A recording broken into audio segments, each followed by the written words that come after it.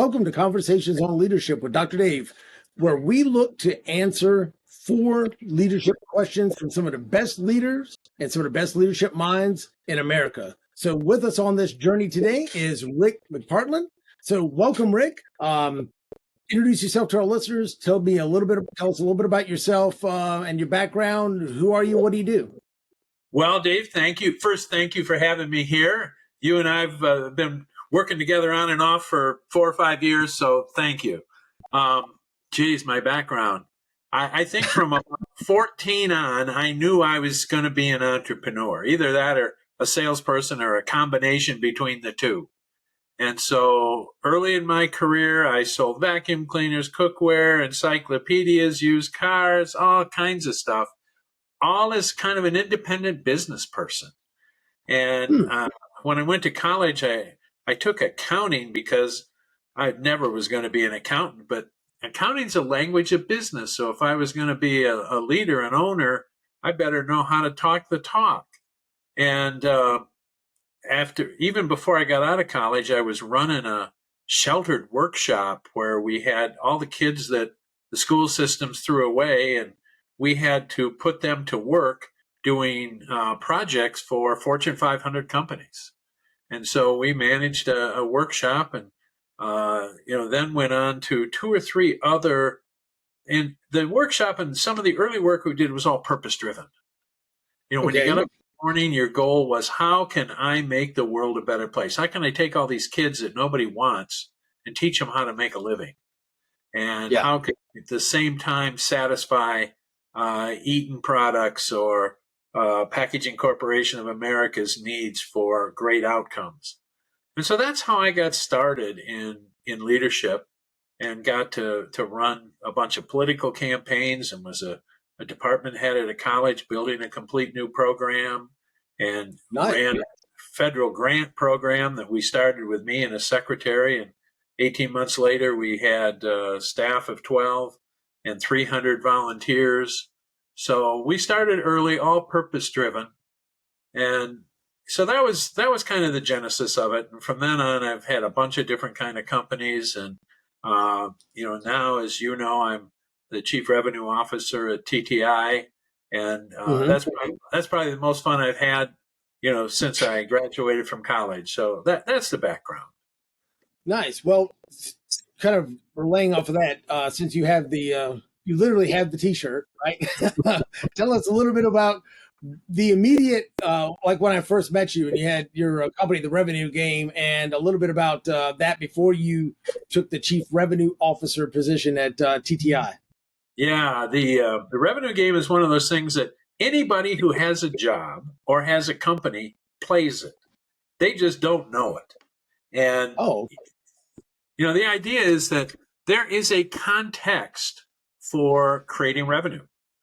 And it's like the rules of a game. And anytime you get in a game, if you don't understand the rules, it's kind of hard to win. I have one of my grandchildren that every time I play a game with her, she changes the rules, so I never win. But in business, the rules are set by other people. They're set by the market. They're set by the economy. They're set by government. They're set by our buyers. And if we don't understand those rules, it's very, very hard to play. And as the breaking point for me was I was working for McDonnell Douglas, who was at that time about a $15 billion manufacturer of airplanes. And they also had a $2 billion IT group. And I was just making a ton of money. But my problem was my own company. Every time I'd sell something, I'd have to spend 6 weeks making sure we booked the deal correctly, that we'd gotten the client trained, we'd gone out to make sure their site was correct.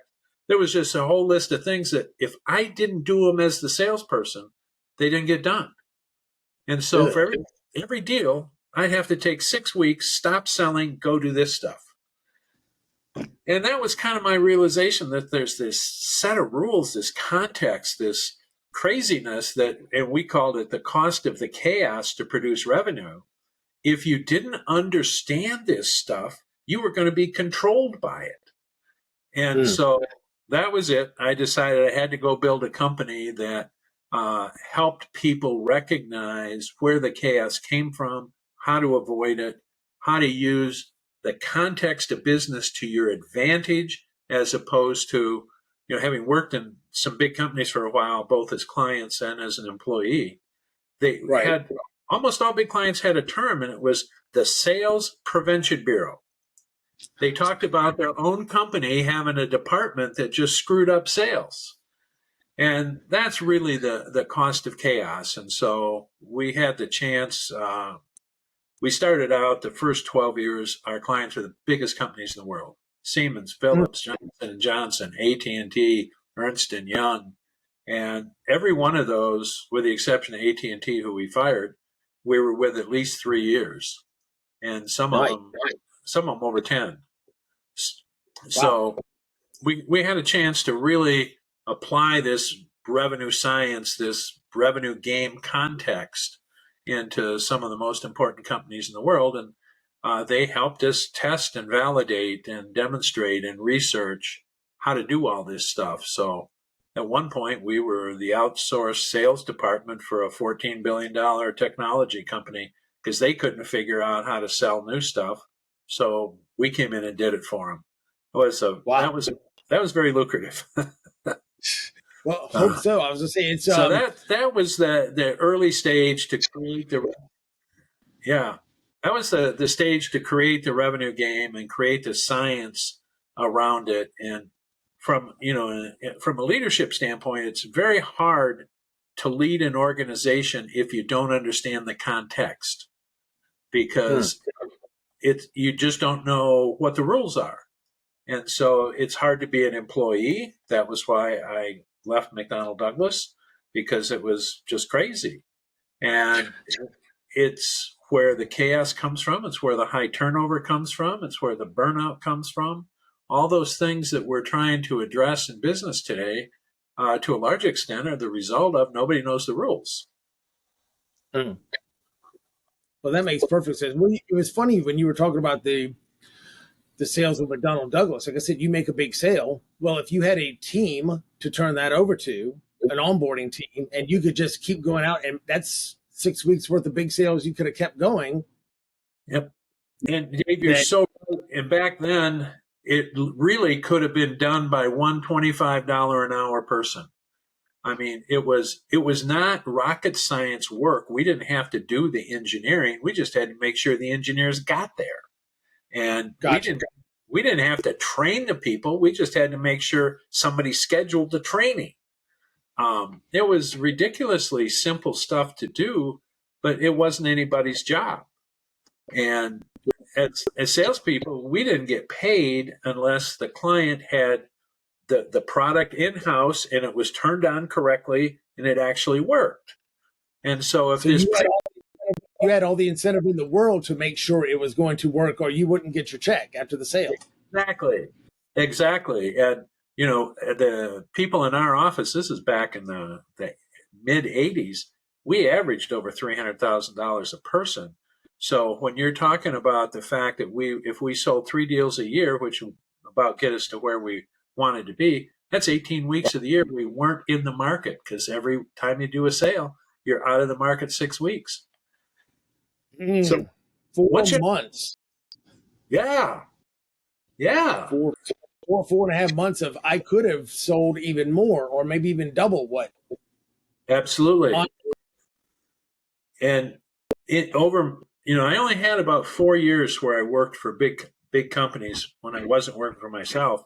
And in those 4 years, I had 2 situations exactly like what you said. I promised my company, you can double my quota if you would give me this assistant. And they wouldn't do it. And, I never did understand that, because the funny part, depending on how big the commission checks were, it's almost like I'll hire him. Take his salary out of my commission, because I'll still end up making to the good. Yes, I actually never thought of that. Maybe if I had, I would have. Because Merry Christmas. yeah, it's late for that one, but that's exactly what I should have done, because none of it was hard, but people didn't understand the environment context. And when you when you looked at organizations and, as a leader of a team or a department or a division, you'd find, and the sales rules always the same, 80% of the sales come from 20% or less of the people. And most of the time, the 20% were outside of what leadership was controlling. We were the mavericks, the ones who didn't go to meetings and didn't fill out forms and, didn't do what we were told to do. But if you bring in $1 million contract, all is forgiven. And, a lot of truth to that. Yes. yeah. And so it was always kind of funny to me that, people thought they were leading a sales organization. And the truth was the people they led didn't produce anything. That's interesting. What's funny, I was thinking about a $20,000 employee, standing in the way of another 200 to 300,000 in net commission revenue. That 10% would have been well worth giving up to double that quota. But I did want to jump into the very first question if we could. But what does leadership mean to you, and what does good leadership look like? Yeah. And I loved your questions because it made me think about things I hadn't thought of in a couple of years. Leadership to me is really different than what I think a lot of people perceive, and that it's not management. It's not the day-to-day tactical tell people when to turn right and turn left and how many calls to make and all those kinds of things. It's literally that concept of I'm helping us together get somewhere. And you and I have talked about this before, but it starts with the definition of what's my purpose. And when I think about leadership's about helping an organization, a community, a team accomplish a purpose.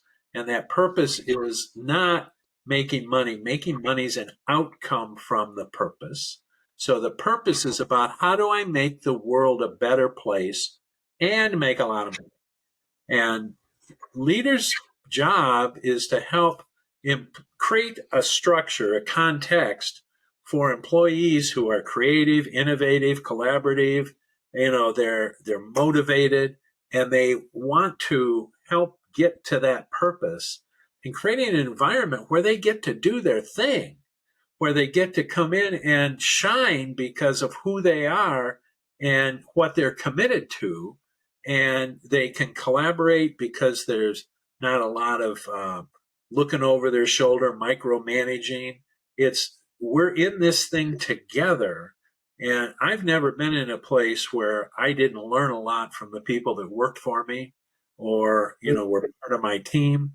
And so my job is to help bring that out, create an environment where they're safe, create an environment where they have the tools they need to do what they need to do to help us all on that journey.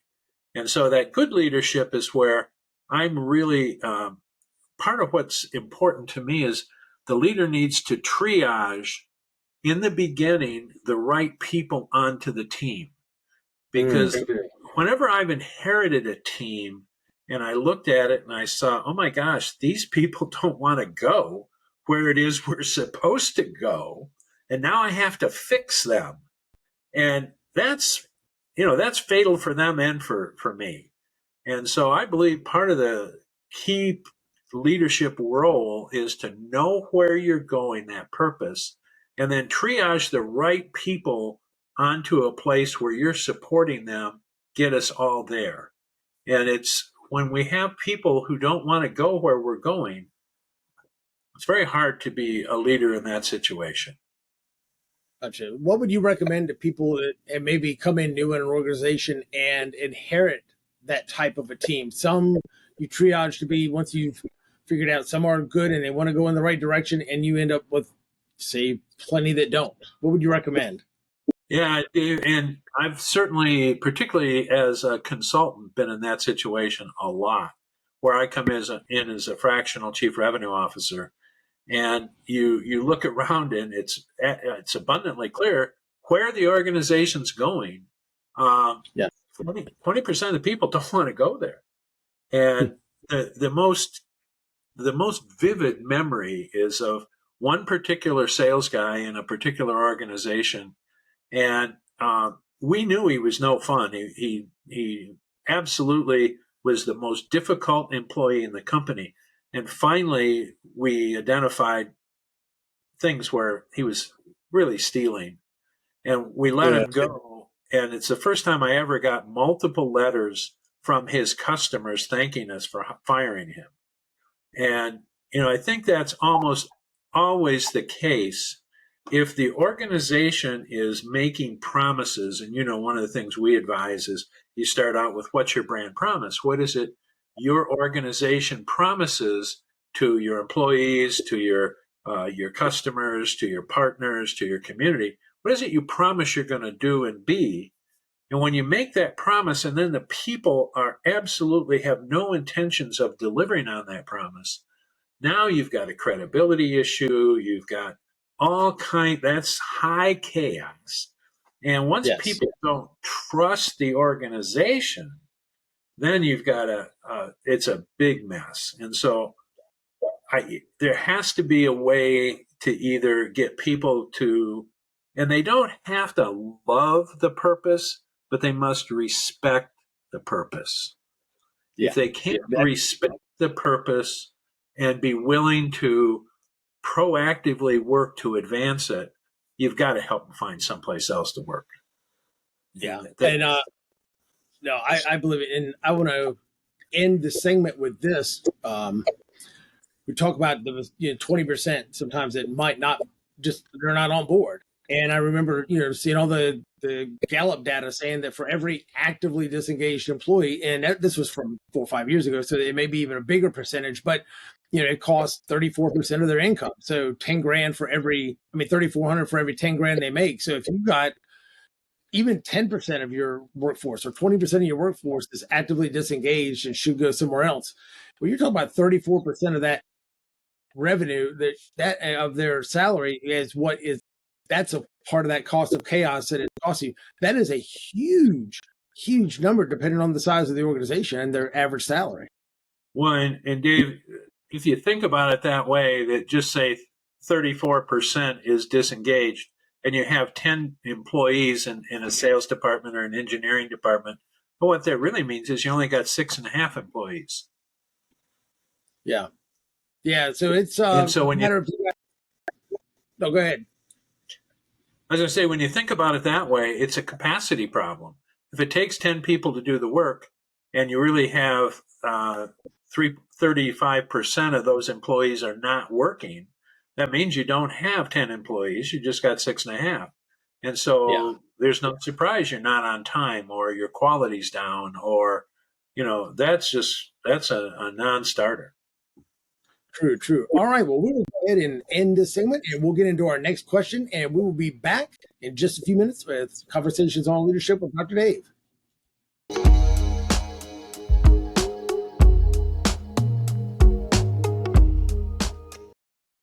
All right, welcome back to Conversations on Leadership with Dr. Dave. We are here with special guest Rick McPartlin, and we had some great information first segment about revenue science, cost of chaos, but I'm going to jump straight on into the very next question.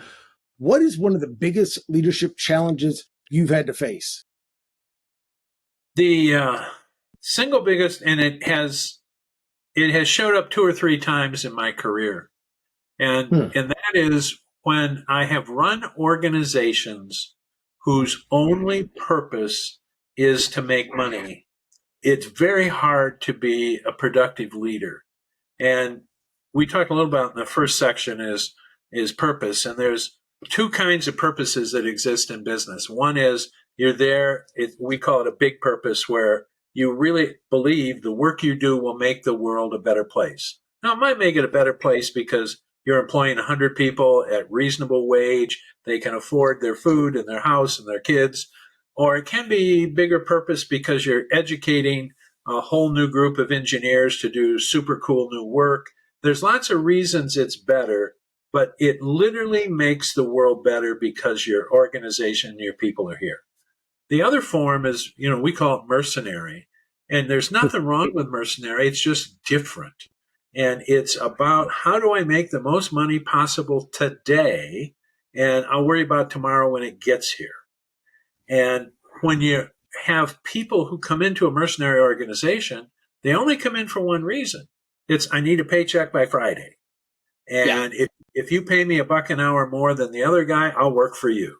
And when I've gone into organizations where there's no purpose, it's very hard to do any leadership. Nobody really wants to go anywhere.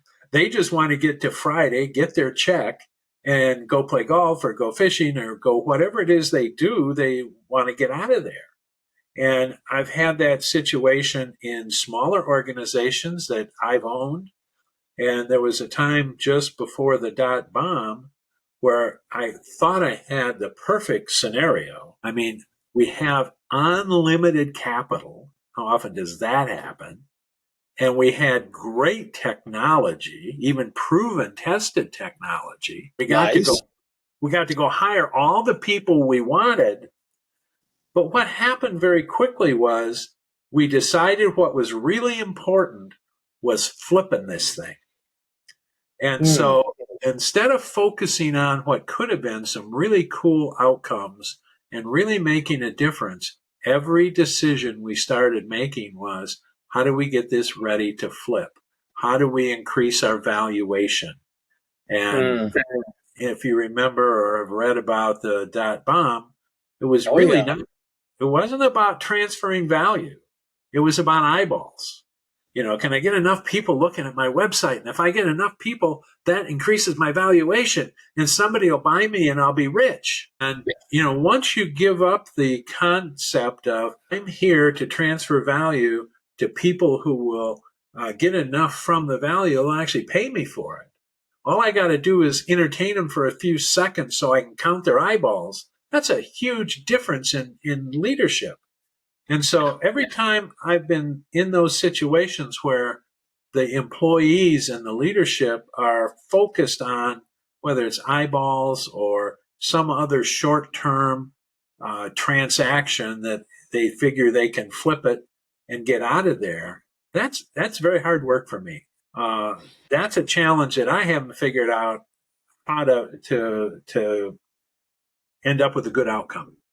And how to take a mercenary organization and turning it into a big purpose one. And it sounds like sometimes that's just not really possible. Yeah, and Dave, I have never been successful with that. And to your question in the last session about when you got 20% of the people who, aren't on mission, how do you get rid of them? I mean, in this one case where we had unlimited capital, we had over 150 people. And when you have 150 people, all who are looking to the future, buying condos with what they think is going to be their score on the flip, it's hard to get them to focus on the work today that actually adds value and makes a difference in the world. It was the only place I'd ever been where it was the opposite of what we talked about in the last session. We had 80% who were not doing the work and 20% trying to do the work. And the 80% were they were writing interesting blogs for the consumption of who they thought was going to buy them instead of for the customer who needed what we were doing. And I saw it in little companies, but in little companies, you only got 10 people. You can do something about 10, but when you're in a 150 person company and you've got 30 of them on target and 120 only looking at a flip, I couldn't figure out what to do with it. So that was by far the biggest challenge. And it's universal in the sense that and we talked a little bit about triage before. Did I put the right people in the company for the right reason? And turned out we didn't. And so that's on me. We started, there was 20 of us and we went to 150 and we looked at skills, which is nice, but it wasn't nearly as important as motivation and, some of the other things that we could have been looking at. And by the time we figured it out, the dot bomb had gone off and it was too late. Wow. I think when you're talking about 120 people not on board and maybe that word, that is the Oxford Dictionary textbook definition of bloat in a company. Yes. I was just And saying. yeah. Yeah, Yep. I was gonna say that is a cost of chaos that I don't know if you can calculate or not. That is huge. That is Well, absolutely huge. in the work you do, when we think about purpose and how do I find the right people in leadership, when you have onboarded the wrong people for the wrong reasons into the wrong job, that's a really tough one to recover from. Yeah, yeah. It's funny because obviously working for TTI now, and I've been using TTI assessments and all just like you had for years. And I left. Somebody mentioned something the other day that was just absolutely gold. Because obviously one of the key assessment suites that I use is their trimetrics, DNA, behaviors, communication style, driving forces, and motivators, and that strength-based inventory of 25 soft skill competencies. And what the person said, which was just brilliant, was, why are you mad at this guy for not doing a good job at whatever the job is you gave him when it's literally not on his top seven strengths, it's on his bottom seven? Right? I mean, this is a debate. Like, when you're 23 out of 25, and that's what you're mad at him because he's not good at it. He's not gonna get good at it. It's just not his skill set. And, when you ask the biggest leadership challenges, it's always been where you ignore the fact that you hired the person for the wrong reason and you got exactly what you knew was there, but you somehow thought you were going to fix it or change it, or they were going to get a metamorphosis and, be completely different. And you kind of go, okay, should have known better. So people don't change that. They're either a good cultural fit or they're not. Skills, if you got a good cultural fit and it's just a bad job fit because of, like I said, competencies, you realize, wow, that's not their strong suit, but they're great for the culture. And let's give them tasks that are going to be in projects that are going to be more aligned with what are their strengths. Then I think it's just a whole lot better in the long run. Well, and Dave, most of the work I've done almost from the beginning, the work that was fun and was financially successful, most of it was change. We weren't trying to do what everybody else was already doing. We were doing something new. And when you do something new, to your point on skills, probably nobody has the skills that we need because it's never been done before. So it's really about, why are they here? Do they believe in this? Is it important to them? Are they passionate? And we're going to have to figure the skills out on our own because we're doing things that, for the most part, have not been done before. Well, and that's where it goes to some of the skills that you need, as you're well more familiar with that assessment I am, innovation, creativity, forward thinking. I mean, those are the actual skills, if you want to say, that are needed, not necessarily, can you perform this particular task? It's that type of, are these the people that buy into the purpose and can be innovative and creative and come up with the new solutions and skills that we need to get the job done? Yeah, and to the work that you typically focus on, the leadership piece, it's, are you willing to be collaborative? Are you willing to be cooperative? Are you willing to jointly innovate? Do you actually listen to anybody else in the room?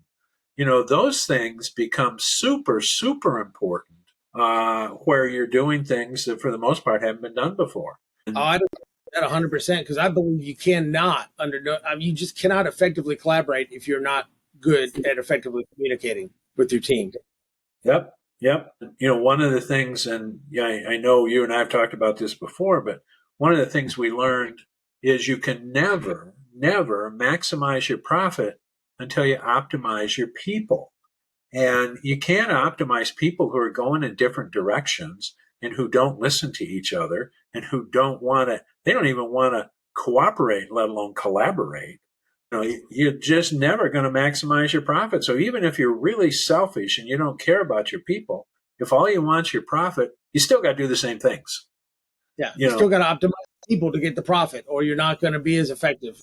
Efficiency, productivity, top line revenue, all of that.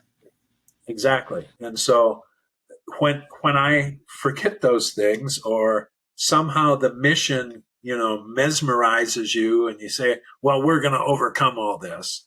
You're not. Just face it and accept the fact that, leadership challenges start with, everybody knowing where we're going and they want to go. And again, they don't have to be completely enamored, but they got to be respectful of it and say, well, I'm proud to be here, and I'm glad I'm here. And if they can't say that, then it's not going to end well. No, it's not. And that actually is a great segment into the next question, which is, what do you see as one of the biggest mistakes leaders make today? And this is one of those kind of funny questions. The mistake I'm going to tell you is a mistake that if you knew it in advance, you'd say they're not leaders. But it's when they think it's about them and they think, I'm going to fix this. I understand where we're going. I'm a good enough teacher and communicator. And, I'm going to rally them and I'm going to motivate them. And, it doesn't matter who they are. I'm going to fix it. And we're going to make this work. I think that's the single biggest mistake is it's about them.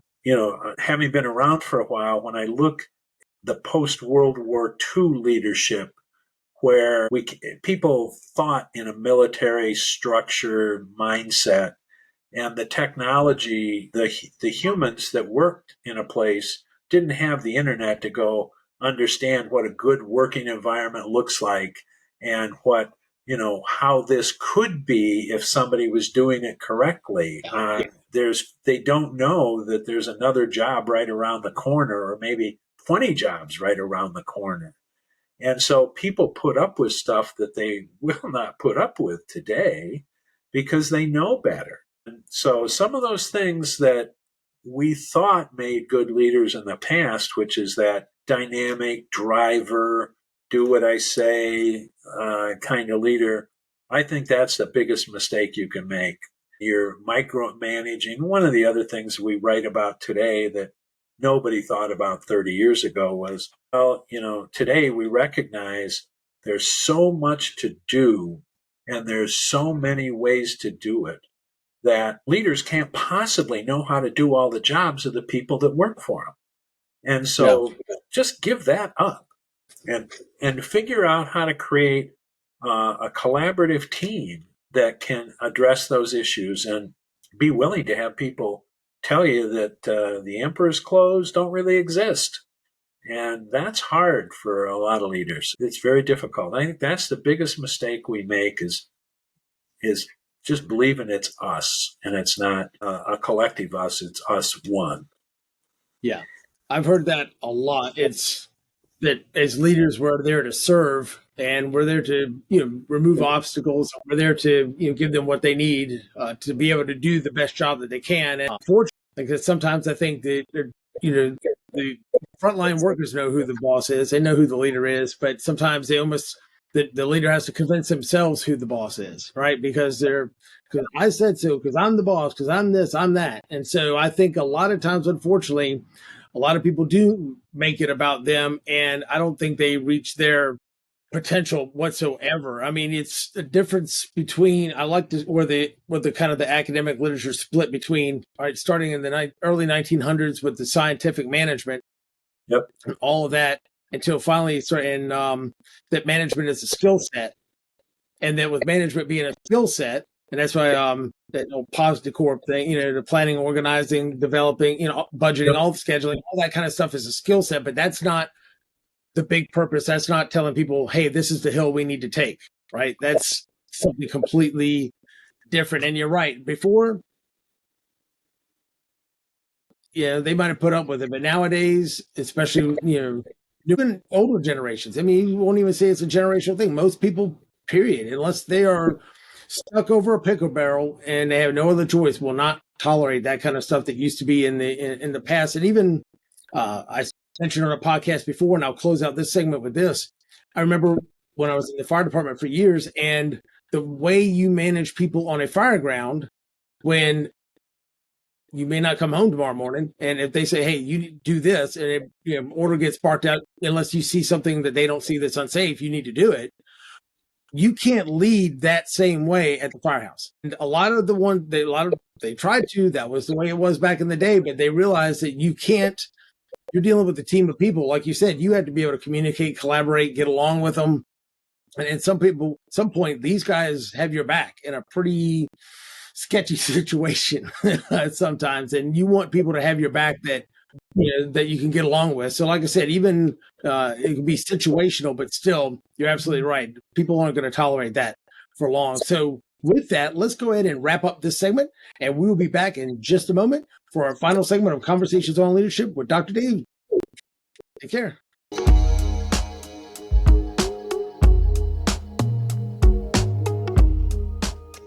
All right, welcome back to our final segment of Conversations on Leadership with Dr. Dave with special guest Rick McPartlin.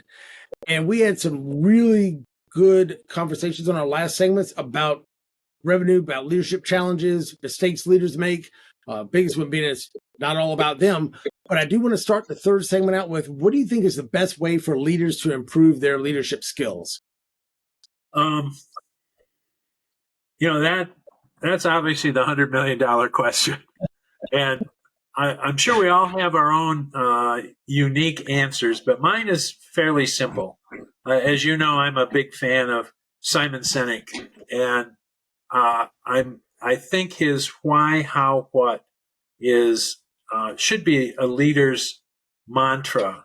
And I see so many situations where the leader has a strategy and they are sure what they want to go do. And then often they just turn to their team and say, go do it. And there's no how in the middle we're going to go do this. So if you have a team of 50, you have 50 people going in 50 different directions to try to accomplish the strategy. You got a team of 500, you got a team going in 500 different directions. And then the leader gets all upset because what they thought was a clear strategy isn't getting executed, and the people aren't getting any kind of positive recognition. If they're in a commission situation, they're probably not making any money, and they're not happy. I mean, we're happy when we're actually accomplishing something. So I believe that how level is one that so many senior people, leaders, don't pay attention to, of a clear, structured, how are we going to do this? And in that how, I have to build a structure so that the people executing have all the tools they need, they have all the training they need, they're on the right team with the right manager, and all those things that, Dave, you and I've talked about before, that is created in that how level. So when people are actually going to go do their daily work, it's all aligned to the strategy. And I think if I were to say one thing for leaders to do is recognize those three levels are mandatory. Inside corporations for decades, if you think the first C-suite job that was ever created was CFO. When people recognize the world's getting financially complex, how do we deal with a complex financial world? And so they hired a CFO who had a controller, and the controller's job was that whole how thing. What software do we need? How do we train our people? Which best practices do we adopt? And then there were accountants who did payroll and accounts payable and accounts receivable. It's a three-level function for a very specific reason. And CFO is interesting because it's one that has pretty hard inputs and pretty hard outputs. And if it's not all done well, it's pretty obvious it's not done well. And so we followed the same model for CIOs. In the beginning, there was a CIO, and there were typically then directors of hardware and directors of software. They were doing that how level. And then there were programmers or technicians. And so Simon's got it right. It's a why, how, what world. And if all we do is either one or the other and we don't link them together, we have a hard time. And as a leader, if I'm talking to somebody whose job is what, I want to make sure they understand how the what impacts the why and why we have a how to help make that easy. So if I were to say one thing for leaders to do to improve their skills, it would be watch more of Simon's 18-minute video on, start with why, because I don't think we do a good job of that. Nice.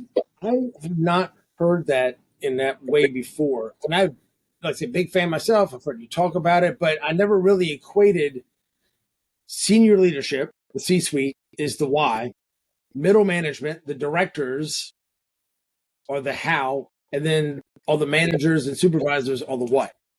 Yeah. And if they're not seen, aligned, just imagine if they're not aligned. A lot of times they're not. I mean, that's why I jokingly, I know it's sad, and and there are reasons, but there are good reasons behind it. I'm not besmirching the people I'm getting ready to joke on, but I joke about the fact that the most effective filtration system in the world is not reverse osmosis. It's not activated charcoal. It's middle management. Yeah, exactly. Because they're not aligned. Yeah, and it was interesting in the last section you were talking about the fire department, and I've never worked in a fire department, but as you were describing it, you were talking about at the fire and then back in the firehouse. And I think the why for the fire departments are fairly clear. But back at the firehouses sounds to me like that's the how level. How do we get prepared? How do we train? How do we make sure we have the right equipment for the right situation? And then once you get out to the fire, all that goes away and it's execute, execute, execute. And so, I was listening, I think, wow, that's a really good example of the why, how, what model in a very clear environment. That's a really good way to put it too, because you're absolutely right. I mean, whether it's a working fire ground or whether it's an EMS scene, that's definitely the what, that's for sure. And like I said, all the training, all the prep, all the drilling, all the everything like that is definitely the how. Let's go flow some water, boys. And obviously the why is pretty self-explanatory. Yeah.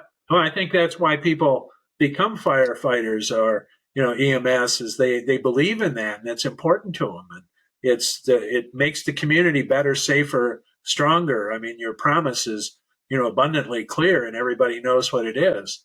And, you have your how and your what levels out there. And most conversations or most decisions are typically, regrettably, too many decisions start with what, because what's not working. And then they sometimes already jump up to say, well, I don't understand why I'm doing this. Well, there's no structure in the middle to support it. The healthiest start with why, and then you create hows for the purpose of making the what really effective and really fun and clear.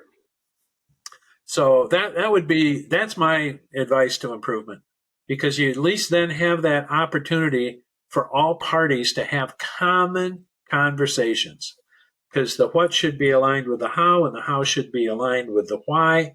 And if the how doesn't advance the why, we better get a new how. And if the how doesn't support the what, we better get a new how, because that's its level. Just like you were saying, that's what it's for.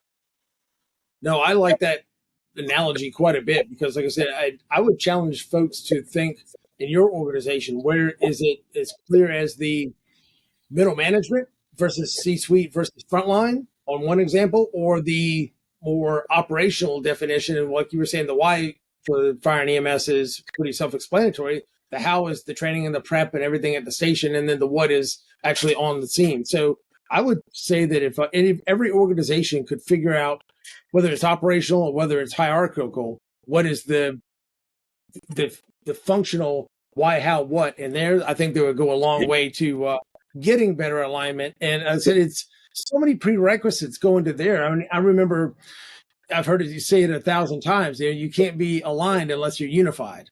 And I feel like you can't be unified if you can't communicate with, you can't collaborate, and you can't collaborate if you don't communicate effectively. So all of that alignment goes all the way back to, what do you know how the behavioral and communication style of the people on your team? Do you know how to adapt to their style? Do you know how to effectively communicate with your team, and it all kind of builds from that communication. I think even the communication, if you don't actually, you talk about maximizing the profits because you first optimize for people.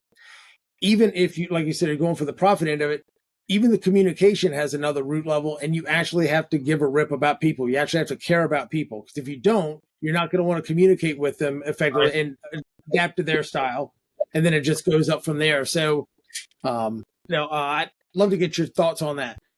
Well, Dave, what excites me about what you just said is that's the answer to the continual change.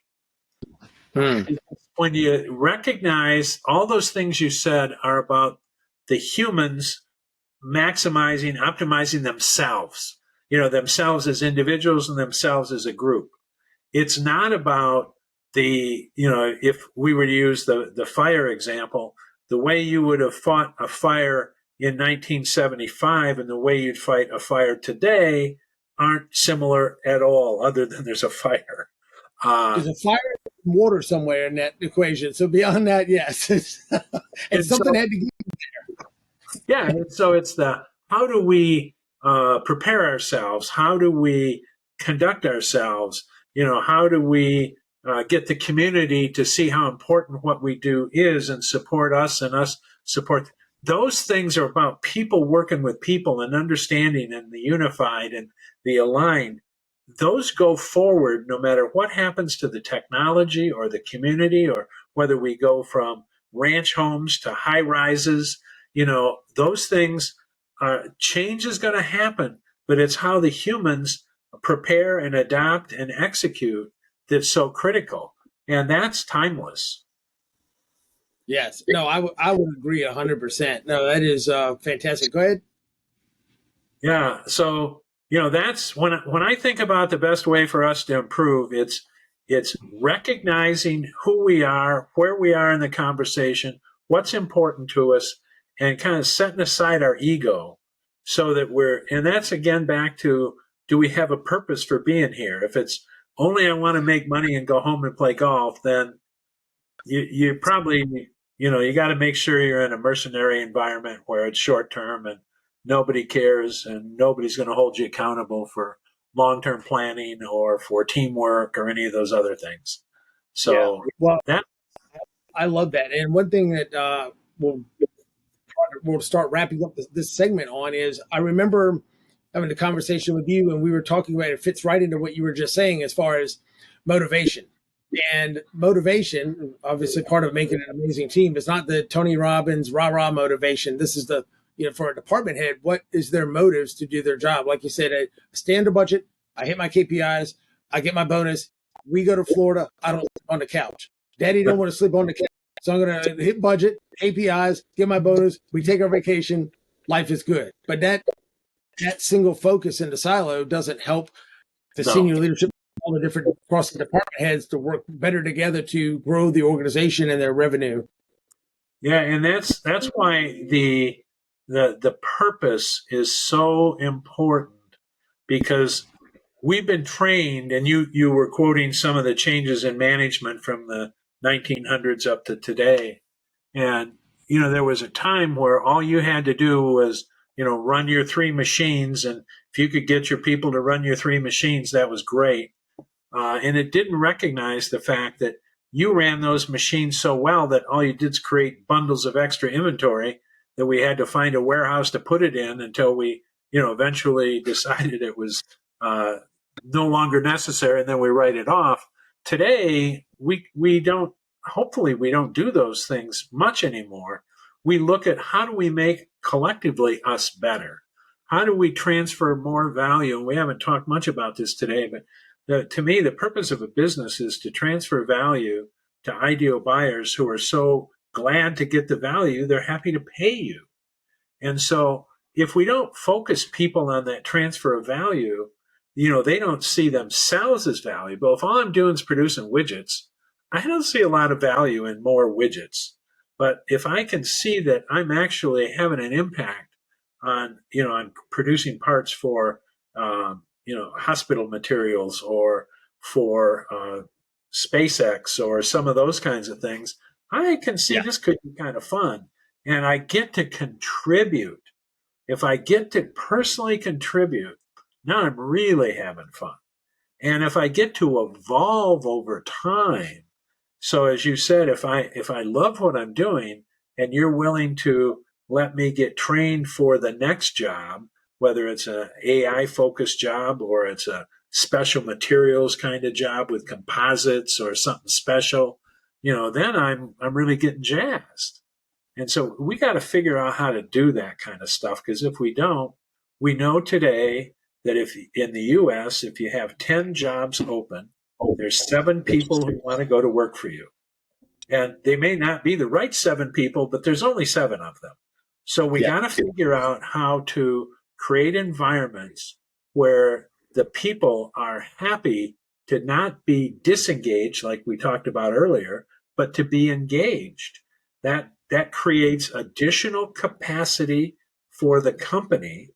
And if you can, using your example of the 35% disengaged, if there's 10 jobs open and 7 people, if those 7 people were actually engaged, they do the work of 10 plus. So in the as we look at what interest rates are doing and inflation is doing, our cost of money, capital, is going up. When Oh we yeah. can when we can get our existing staff, because they enjoy their work, to be more productive, that's like getting fresh capital at no cost. I love it. I love it. And with that, that sounds like a perfect place. Fresh capital at no cost. How are we gonna top that? So to the very last thing, Rick, is tell our listeners how they can connect with you, connect with TTI Tech, connect with your company, connect with you on LinkedIn. Tell them about how to plug into all the goodness of Rick McPartlin. Well, thank you for that, Dave. Yes, you can reach me at rick.mcpartlin at ttiltd.com. And Dave said I could show my book, which Absolutely. we just got this from the printer. It's not yet on Amazon, but it will be quickly. But if you can't wait, you can just reach out to me, and it will talk about how do you apply revenue science so that you can win the revenue game by understanding the context. And can I connect with you on LinkedIn? Absolutely. You can be one of the you'll put me over the 14,000 numbers. So I'd love to connect with you on LinkedIn. That'd make me very happy. That sounds great. Well, put me on the books for one of the books. This is my official reach out that you said. And with that, thank you for being here, Rick. And thank you all, our listeners, for being here at Conversations on Leadership with Dr. Dave. We will see you next time. Take care.